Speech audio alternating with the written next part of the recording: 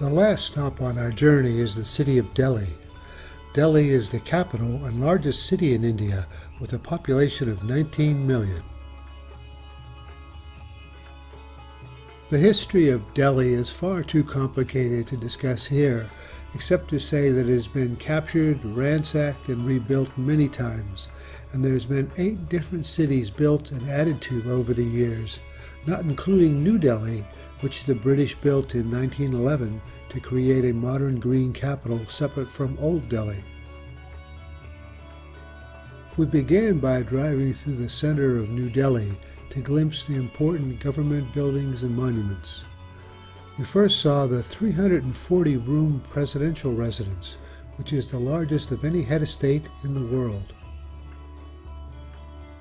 Then we drove in front of the immense circular Parliament building and briefly stopped at the India Gate, which contains the names of 70,000 Indian soldiers who died in World War I. From there we proceeded to Old Delhi, passing through their slums, and once again demonstrating India's description as a land of extremes.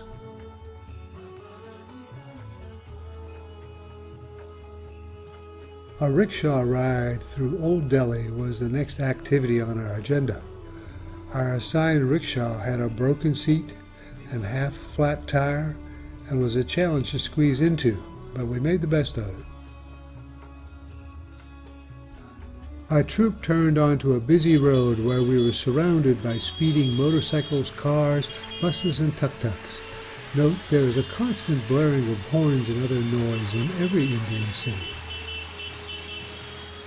We passed a lot of people going about their daily business, and many street vendors selling fruits and vegetables and drinks and other items.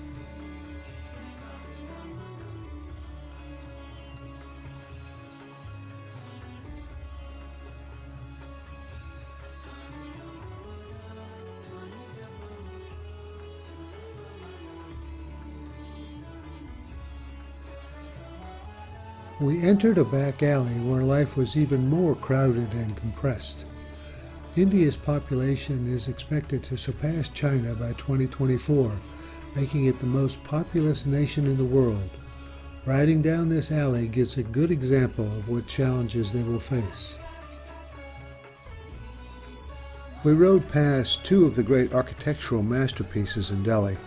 The first is the Red Fort, which was started by Shah Jahan and completed after his death in 1648, at which time the capital of the Mughal Empire was moved from Agra to Delhi. The second was the Jama Masjid, the largest mosque in India, which can accommodate more than 20,000 worshippers during festivals.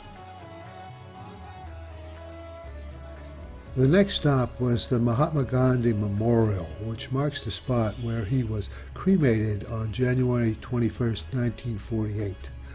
Gandhi is the father of the nation of India.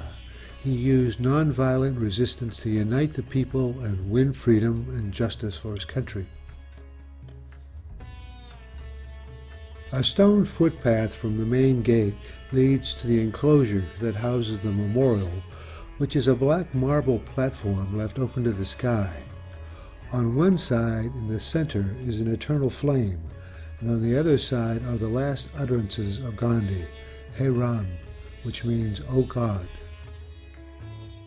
Along the pathway are plaques containing quotes from Gandhi.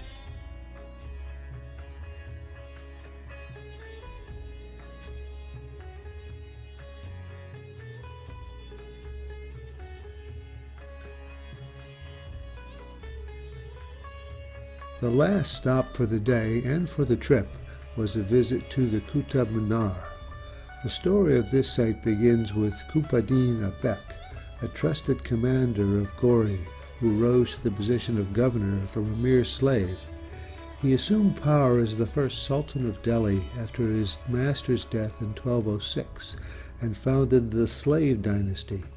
This paved the way for Muslim rule in India that lasted 600 years. In 1209, he laid the foundation for the 250-foot tall Qutab Minar, which was built as a minaret to proclaim the victory of Islam in India. The minaret became part of a complex that was added to by many subsequent rulers. It includes a second larger tower that was abandoned shortly after it was started. Another interesting artifact is the iron pillar. It was made in 400 AD and is 24 feet high and weighs 6 tons.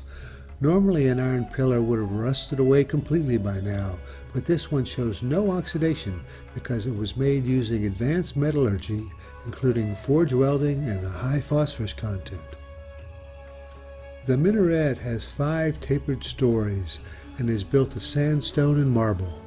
It was modeled after the minaret of Jam in western Afghanistan, which was built 20 years earlier. The carvings on the exterior were adapted to local artistic conventions, including looped bells, garlands, and lotus borders. We take a last look at the minaret and snap a photo of a lovely Indian family, and then we're on our way. Looking up, I see a departing aircraft, and that's my cue to say our journey is over.